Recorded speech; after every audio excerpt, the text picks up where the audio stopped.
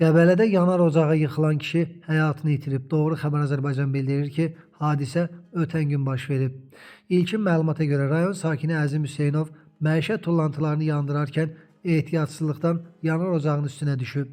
Nəticədə ağır yanıq xəsarətləri almış kişi dünyasını dəyişib. Baş vermiş faktla bağlı araşdırma aparılır.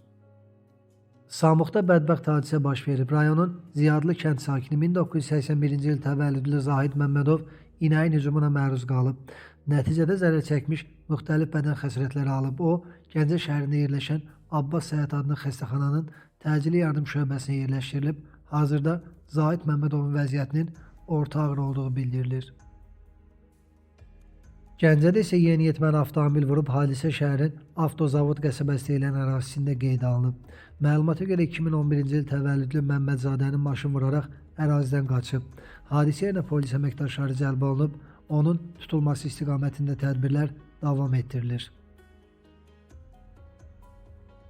Xəbər verildiyi kimi Ağdam rayonunun Yusifcanlı kəndi ərazisində baş verən mina partlayışı zamanı 1985-ci il təvəllüdlü Abbasov Ceyhun Firdovsoğlu ağır xəsarət alıb və onun sol ayağı amputasiya edilərək götürülüb.